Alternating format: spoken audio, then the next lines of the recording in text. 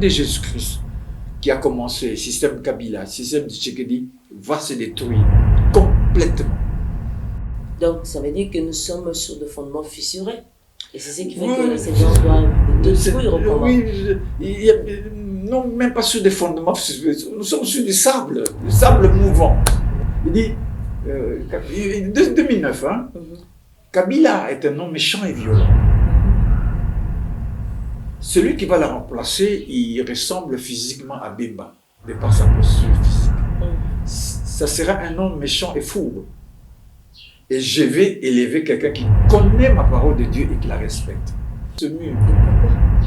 Mais c'est comme ça, c'est prophétique. C'est ça justement prophétique. Si la prophétie dit que ce n'est pas toi qui vas faire ça, tu ne feras pas ça.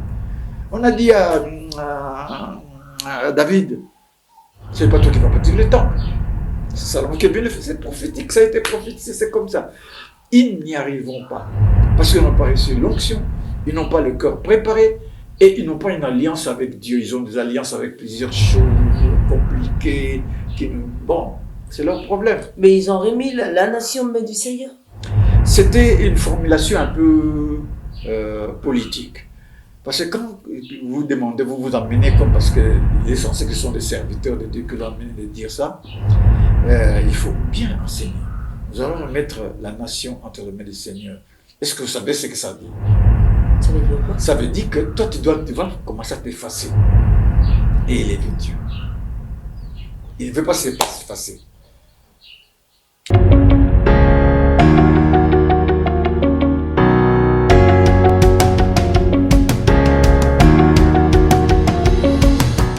Merci très chers amis, de retour sur ce plateau. Vous avez suivi cette petite spot qui nous a parlé des RDC prophétiques. Alors comme nous parlons du prophétique, et nous avons fait allusion à Suzanne Ila qui nous parle un peu du prophétique aussi. Nous retournons avec l'homme de Dieu, le prophète Abraham Kouyi, un homme inspiré depuis 1984. Il a reçu de révélations de la part du Seigneur pour le compte de cette nation, vraiment dans un terme prophétique, politique, pour une finalité émergente patriotique. Alors je crois qu'il est très bien placé pour nous donner des explications claires autour de tout ce qui dérange cette nation et qui a fait que la nation ne puisse pas prospérer parce que le faille ou bien le fondement prophétique n'ont pas été bien conservés. Grand homme de Dieu, nous retournons encore auprès de vous. Vous savez, comme notre dernière question a été sur les grands mouvements politiques, ont commencé par être des grands mouvements religieux. Et vous sentez même la terreur de BDK. Moi, j'étais au Congo central quand BDK pouvait publier ses édits pour dire que demain que personne ne sorte, en tout cas même le maire de la ville, elle s'était là. C'est tout le monde qui fléchit les genoux parce que c'est un mouvement religieux, c'est un mouvement spirituel. Lorsqu'il se manifeste, sa terreur dérange et sa terreur fait que le faible soit vraiment soumis. Alors, qu'est-ce que nous pouvons entendre de la vision messianique que le Seigneur vous a confiée? D'abord, vous avez fait référence aux gens dont vous avez parlé là. C'est une question de foi. Ok. Ils ont eu la foi dans ce qu'eux ils faisaient. Malheureusement, la foi, quand ce n'est pas assis sur la parole de Dieu, il n'a pas de force, elle n'est pas contenue. Nous avons la foi que le président souverain roi, c'est Jésus-Christ. C'est cette foi que nous avons. Et que si nous vivons quelque peu des choses qui nous soutiennent un peu pour quand même tenir les coups, c'est grâce à Jésus-Christ.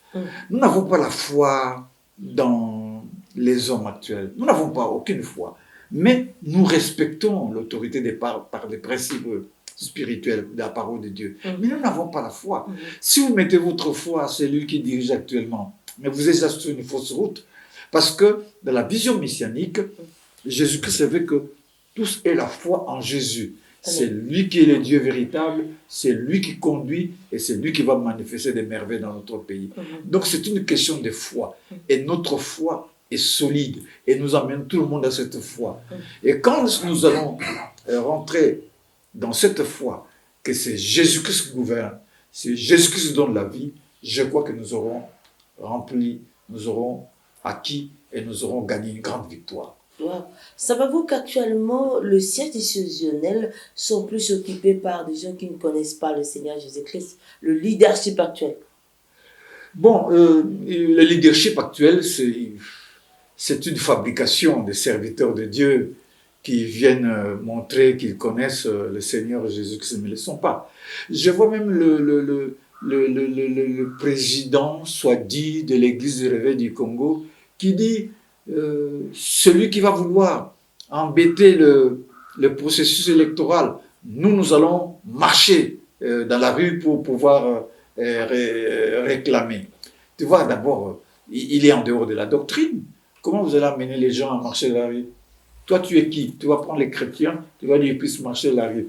Nous n'avons ni à marcher, ni pour, ni contre, parce que notre combat est spirituel. S'il était serviteur de Dieu, il a la parole de Dieu, il a le verbe de Dieu qu'il parle, qui commande des choses. C'est pourquoi nous avons déjà commandé les systèmes au nom de Jésus-Christ qui a commencé, le système Kabila, le système de Tchékédi, va se détruire complètement. Ça, nous avons dit le Seigneur, c'est ça que même s'il peut venir me dire, mais homme de Dieu, venez prier pour que les choses marchent. Les choses ne vont pas marcher. Votre cible doit être détruit. Et quand ça sera détruit, Dieu va manifester un système messianique. Donc, ça veut dire que nous sommes sur des fondements fissurés. Et c'est ce qui fait que le Seigneur doit les détruire. Oui, non, même pas sur des fondements fissurés. Nous sommes sur du sable mouvant. Wow. Donc, ça ne sert à rien. Quand vous bâtissez des maisons sur du sable mouvant, qu'est-ce que vous pouvez espérer de tout ça? Rien du tout. Mais alors, qu'est-ce qui a fait que la nation, avec son caractère prophétique, ne puisse pas émerger et que ses dirigeants ne soient pas informés de toutes ces données, de cette configuration prophétique, que comme nous sommes une nation prophétique, nous devons veiller aux données prophétiques pour que nous allions toucher cette destinée prophétique. Non, vous savez, servant de Dieu, il ne faut pas demander à ces gens de se convertir, de connaître ces choses. C'est leur problème. Ils vont être effacés. C'est ça le système. Dieu va les effacer et Dieu va élever ceux qui connaissent la vision prophétique, ceux qui connaissent la parole de Dieu. Le Seigneur me disait ici, je m'en supplie, je vous supplie d'être indulgent. Il dit, 2009, hein, Kabila est un homme méchant et violent. Celui qui va la remplacer, il ressemble physiquement à Bemba, de par sa posture physique. Ça sera un homme méchant et fourbe.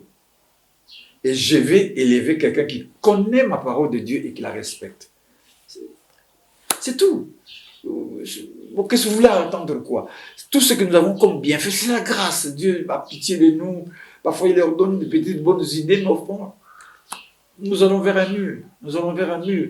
Ils ne traversons pas. Ils ne sauront pas traverser ce mur. Et pourquoi?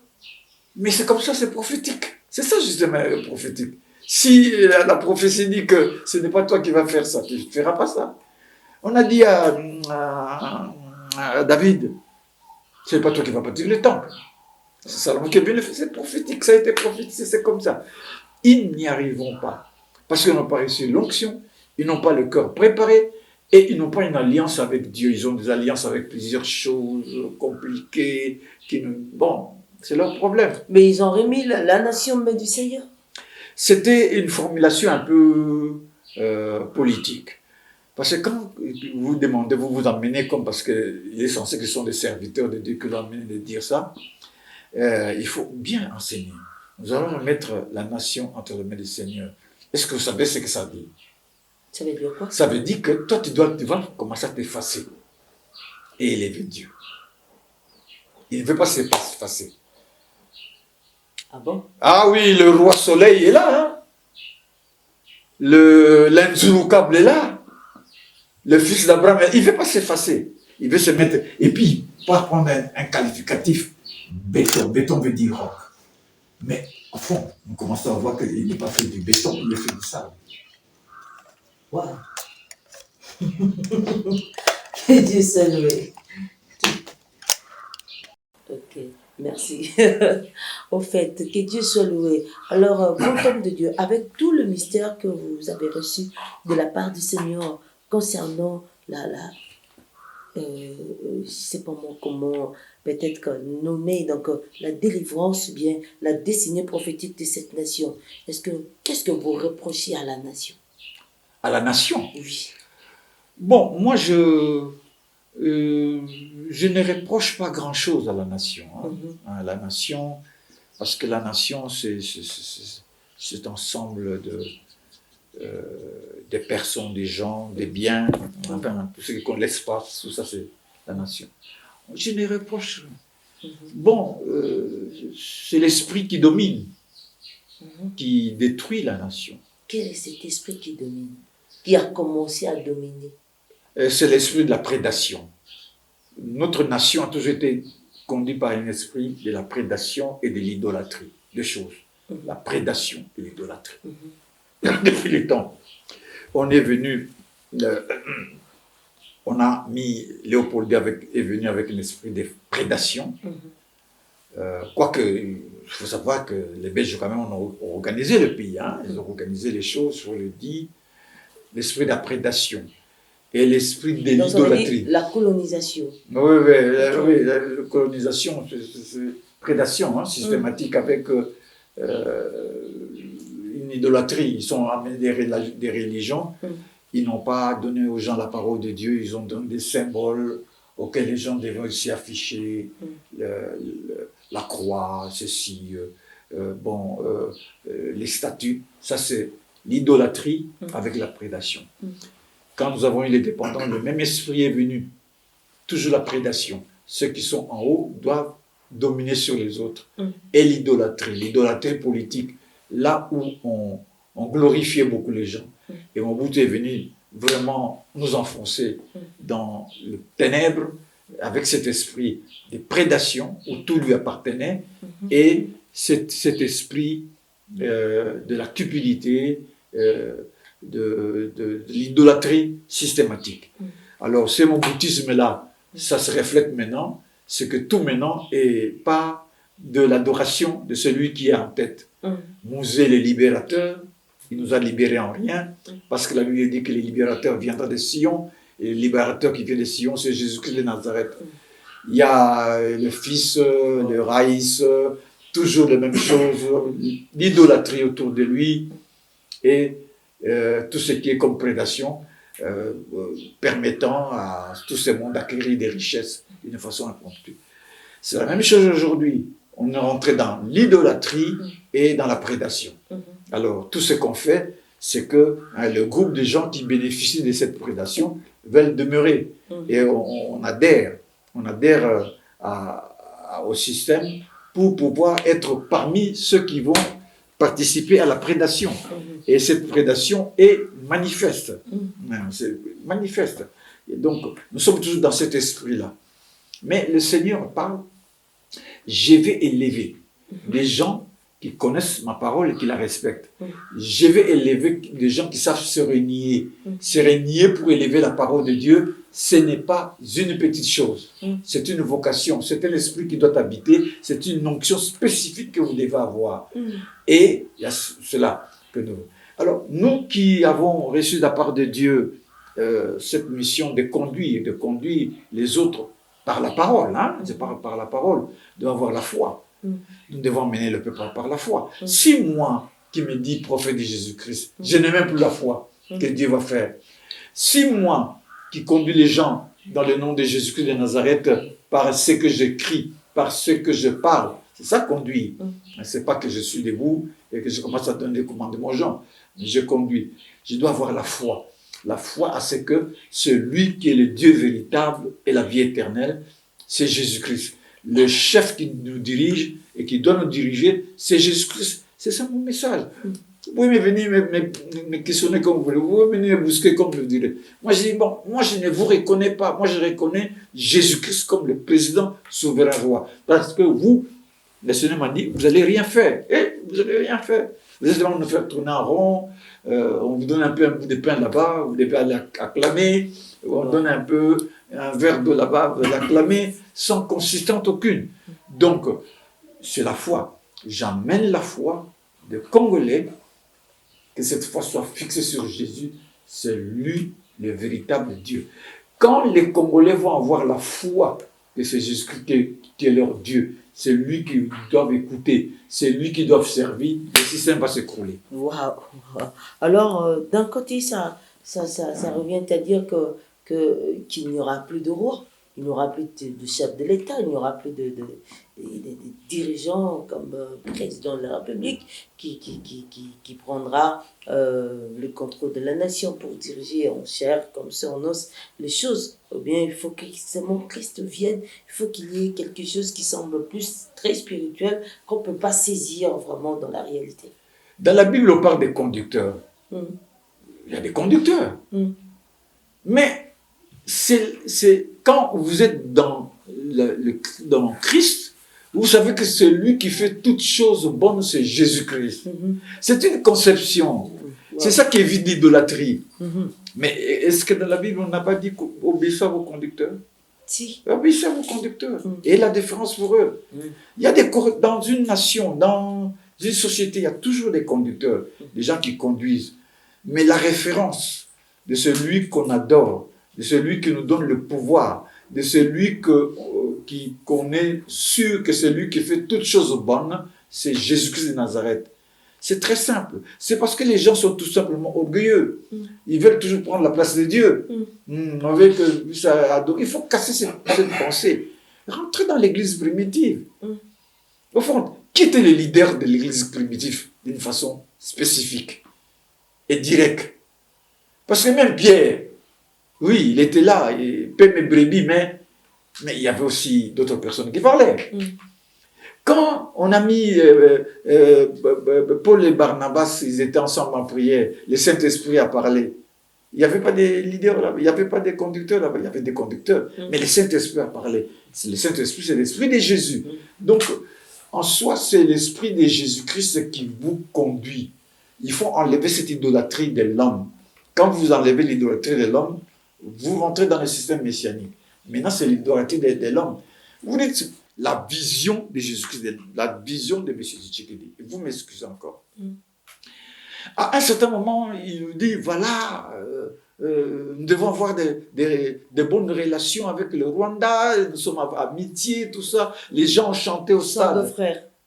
On chantait Yona Nyobo Yagagan. C'est ça la vision dans laquelle il nous a conduits. Mais pourquoi cette vision n'est pas demeurée? Maintenant, ce sont des sorciers. Ils sont mauvais. C'est parce que c'est l'homme. Il n'a pas une conception profonde des choses. Il est limité. C'est l'homme. Donc maintenant, vous allez suivre un homme sans demander Dieu. Il va vous conduire n'importe où. Maintenant, nous qui avons chanté, moi je n'ai pas chanté, mais je prends la place des Congolais qui ont chanté. Mais nous avons déjà signé un pacte avec le diable. Parce qu'on l'a glorifié, on l'a rendu gloire. Maintenant, pour nous soutirer de ce truc-là, de ce pacte, de ces paroles, ça devient difficile. Waouh! Que Dieu soit loué. Nous allons prendre cet élément et nous le retrouvons juste après. Agis à ton nom. Alors, révélez cette onction fraîche, afin que tout ce qui leur est nécessaire leur soit accordé.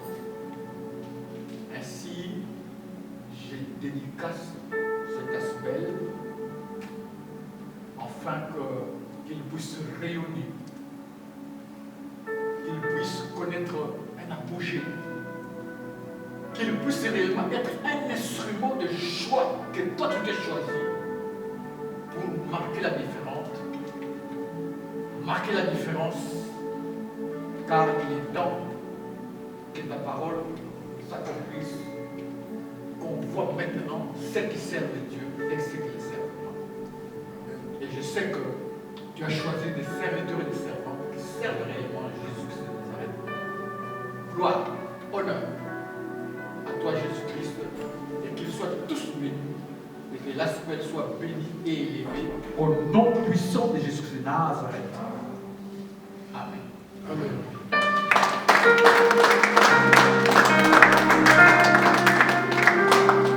Merci encore, très chers téléspectateurs. Nous sommes de retour sur ce plateau et vous venez de suivre l'homme de Dieu en train de conseiller à une Asbel RDC prophétique lors de sa sortie officielle. C'était le 30 juin 2023 à la CBFC Gombe.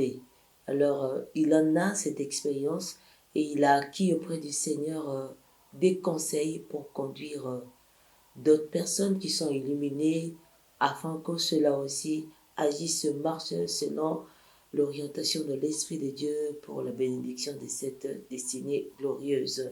Homme de Dieu, nous retournons encore auprès de vous.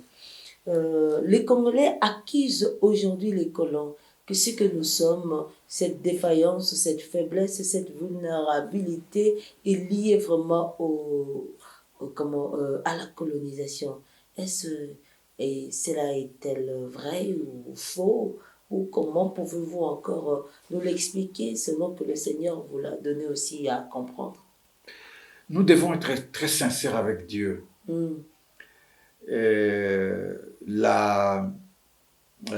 Quand les gens sont venus nous coloniser, nous n'étions pas encore une nation dans la forme actuelle. C'était un moyen par lequel aussi Dieu voulait façonner une nation. Il y avait des tribus de ceux-là, tribus de ceux-ci, qui étaient là. Mais nous n'étions pas une nation en soi organisée. Et il fallait créer cette nation. Et il a utilisé cette force coloniale pour créer cette nation dont nous appelons aujourd'hui la République démocratique du Congo. Quoique le terme démocratique doit être banni pour que nous soyons le grand Congo de Jésus-Christ de Nazareth. Donc, c'était une voie par laquelle Dieu a voulu créer cette nation. Mais ces gens qui sont venus ainsi posséder les terres, ils ont réagi comme les hommes naturels. Quand vous possédez des terres, vous dominez sur la terre, vous voulez en profiter de ce qui se trouve sur la terre. Même les seigneurs qui étaient en Europe, ils faisaient la même chose. Ce peuple était des peuples à leur service. C'est pourquoi il y a eu des révolutions, des révoltes. Donc, c'est un peu la même chose. Il faut aussi savoir que Dieu voulait par là aussi nous brancher sur la personne de Jésus. Évidemment, la personne de Jésus-Christ, nous la connaissons non pas simplement par les Écritures, par la Bible que nous lisons. La personne de Jésus-Christ, nous la connaissons par révélation. Ces gens ont été touchés par la révélation du Seigneur. C'est le cas de Kimbangu, qui a été touché par la révélation du Seigneur. Ça veut dire qu'il était dans une communauté religieuse.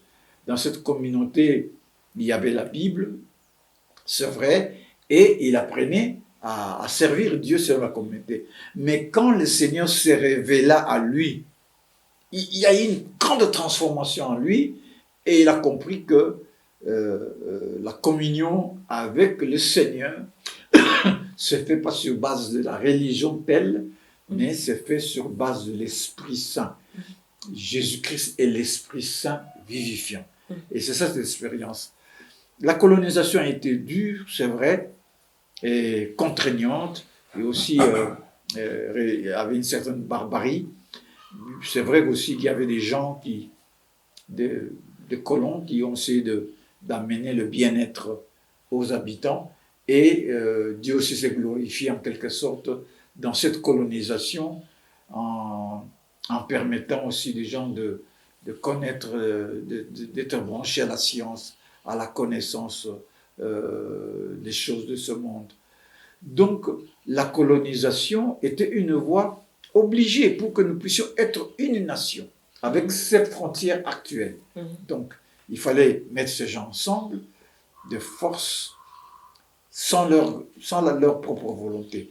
Il n'y a pas eu, il ne faut jamais l'oublier, même si nous critiquons la colonisation, il n'y a pas eu une volonté venant des Congolais eux-mêmes de vouloir se fédérer. Non. D'être ensemble. Il n'y a pas eu vraiment cette volonté. Il y a eu des tribus qui avaient certains attributs, d'autres avaient une certaine capacité de pouvoir garder leur culture, mais il n'y avait pas eu cette volonté voulue de tous pour dire que maintenant nous nous mettons ensemble, nous allons former une nation. Cette volonté s'est plus manifestée lors de la demande de l'indépendance. Lors de la demande de l'indépendance, on a vu que tout le monde est ensemble pour demander cette indépendance. Quoique plus tard, il y a les velléités de séparation, le diable de séparation qui s'est pointé, mais la volonté de Dieu s'est déjà accomplie. Ils sont devenus une nation, la nation était devenue un pays avec des limites bien définies. Wow. Que Dieu soit loué. Alors, mais pourquoi nos ancêtres n'ont pas pris le temps de pouvoir comprendre la révélation de Christ? Comme vous avez dit, on ne connaît pas les Seigneurs par les Écritures, mais c'est plus par révélation, à l'instar de Kimbangu. Mais nous voyons que nos ancêtres nous ont conduits à l'animisme. On a plus aujourd'hui invoqué le Dieu des ancêtres, les esprits des ancêtres, et c'est ça, l'esprit d'africanisme, tout ça. Alors, autour de toute cette déviation, et où était le Seigneur? Où étaient les gens qui ont reçu la révélation pour pouvoir recadrer les autres sur la bonne voie? Oui, c'est vrai. Nous étions dans l'idolâtrie, comme on le dit, dans l'animisme. Ce n'était pas la voie par excellence. Et il y avait des pratiques mystiques qui étaient réellement sataniques, démoniaques, des sacrifices humains. Moi, j'ai eu des expériences des gens qui m'ont dit qu'il y avait, pour que le roi puisse avoir un certain pouvoir, on sacrifiait des hommes. Hein? Par exemple, si on veut enterrer le roi, pour que cette dynastie puisse continuer, on prenait des gens, on mettait dans le trou où devait reposer le corps mort, et on mettait la terre dessus. Donc c'était un peu cruel, hein? Il faut le reconnaître. Donc Jésus-Christ avait besoin que nous nous tournions vers le vrai Dieu. Le vrai Dieu manifesté pour nous, c'est le Seigneur. Mais les Colossiens ne nous ont pas bien présenté le vrai Dieu. Ils ont présenté plus leur religion, avec leur idolâtrie aussi. Donc c'est ça qui a fait que le Seigneur devait susciter des hommes de foi, des hommes qui connaissent la parole de Dieu, qui sont venus même d'ailleurs, qui ont enseigné le peuple de Dieu. Et il a suscité aussi des hommes comme Kimbangu, qui ont manifesté la puissance du Saint-Esprit dans le nom de Jésus. Dans le nom de Jésus. Parce que, quels que soient les commentaires mensongers que les gens donnent, Kimbangu prêchait au nom de Jésus et il guérissait au nom de Jésus.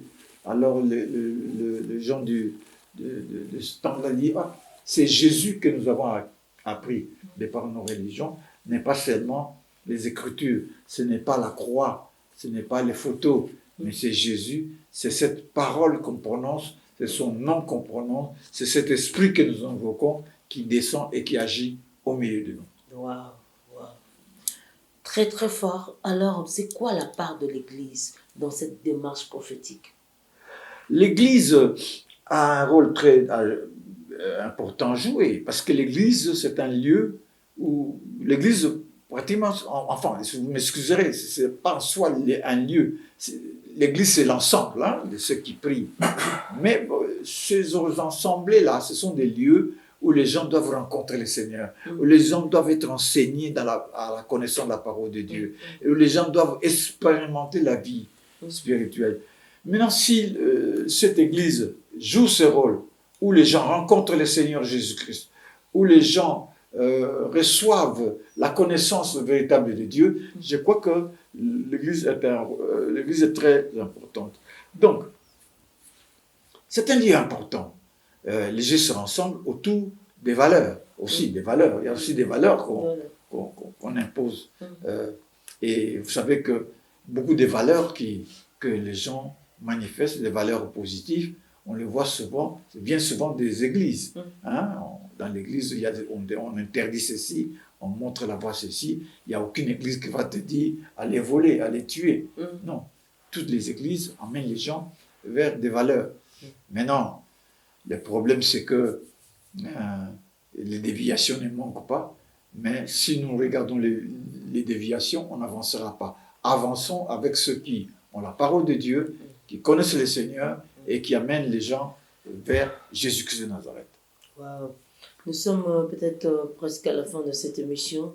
Et c'est quoi la marche prophétique du Grand Congo? La marche prophétique du Grand Congo, c'est cette marche que j'ai essayé de détailler. Cette marche ne commence pas maintenant, elle ne commence pas il y a 100 ans. Cette marche commence depuis. Et vous savez, même dans la parole de Dieu, dans les Écritures, on prophétisait sur les pays qui est au-delà de la Nubie. La Nubie, c'est l'actuel Soudan. On parlait de cette nation qui est sur le cours d'eau, au-delà de l'Éthiopie. L'Éthiopie, c'est toujours une partie de la Nubie, telle que ça s'est présenté dans ce temps-là. Donc, c'est une marche prophétique. Et nous sommes toujours dans cette marche prophétique. Alors, beaucoup de gens, si vous ne maîtrisez pas la marche prophétique, vous allez commencer à dire des bêtises. Nous allons, au Congo, vers la manifestation d'un système nouveau qui va bousculer les forces maléfiques dans le monde. Wow. Nous allons vers un système nouveau. Maintenant, si vous voulez établir votre système de votre village, le système de votre coin, le système de votre parti politique, vous combattez une marche prophétique. Mobutu a voulu installer l'impère. Les gens croyaient que Tata Bomoko, tout ça suffisait et que ça allait perdurer. Voilà. C'est quoi? Non, ça n'a pas perduré. Parce que tous ces systèmes doivent être détruits. Même le système tchétchékéniste qu'on va mettre maintenant sera lamentablement détruit et le plus vite possible parce que au moins, vous avez le temps de... Maintenant, ça ne durera pas. Les gens sont tellement éveillés dans la parole de Dieu, vous n'allez pas commencer à ressasser les gens avec des histoires béton, alors que toute personne sait que le roc, là où nous devons bâtir notre vie, c'est Jésus-Christ de Nazareth. Donc, c'est ça cette marche que nous voulons que les gens connaissent. Nous sommes dans une marche prophétique qui va nous amener à une apogée qui fera de ce grand Congo un pays phare où nous serons porteurs de la parole de Dieu, nous serons porteurs des grandes bénédictions, nous serons porteurs des grandes richesses et nous allons ainsi manifester le système divin dans le monde, c'est-à-dire que le royaume de Dieu dans le monde, parce que les Écritures doivent s'accomplir absolument. Et si Israël devait être la nation qui devait recevoir le Messie, mais par la chair, chez nous, le Grand Congo, c'est le pays qui doit recevoir le Messie par l'Esprit et la parole. Wow. Vraiment, c'est clair, il n'y a pas de commentaire à faire. L'homme de Dieu a été très clair et c'était vraiment convaincant, très pertinent. Et nous vous demandons, nous vous invitons de vous abonner à notre chaîne Pleine Grâce TV et nous vous demandons encore de partager cette vidéo parce que nous sommes au temps de réveil et le Seigneur réveilla, il passa pour réveiller l'esprit de tout cela qui devait bâtir la maison de Juda. Et cette fois-ci, nous devons bâtir la maison de la RDC. Alors toi et moi, nous sommes concernés, nous devons nous imprégner en Christ pour bâtir cette maison. Alors prochainement, nous aurons maintenant à explorer, à exploiter toutes ces bases qui ont été évoquées dans cette émission, dans ce magazine Congo en éveil, toujours avec l'homme de Dieu, le prophète Abraham Kouyi. Et je crois que le Seigneur nous fera grâce de pouvoir encore nous retrouver derrière la caméra où c'était sous la réalisation de Gradine Toto et nous avons été assistés et pour ce beau cadre à notre frère Jessie. Et nous saluons très loin sa jolie dame qui séjourne en France. Alors des gros bisous de ta part. Et grand merci à tous ceux-là qui nous ont soutenus de loin ou de près. Et ne manquez pas à réagir, ne manquez pas de nous écrire. Nous aurons affiché le numéro de l'homme de Dieu ou ses comptes WhatsApp, Facebook. Ne manquez pas à nous écrire. Et je crois que par la grâce de Dieu, nous serons illuminés et nous serons bénis. Alors nous pouvons dire au revoir, nos amis. Merci beaucoup, servant de Dieu. Merci de votre invitation sur votre plateau. Merci beaucoup. Merci. Au nom de Jésus-Christ de Nazareth. Amen. Amen. Bye.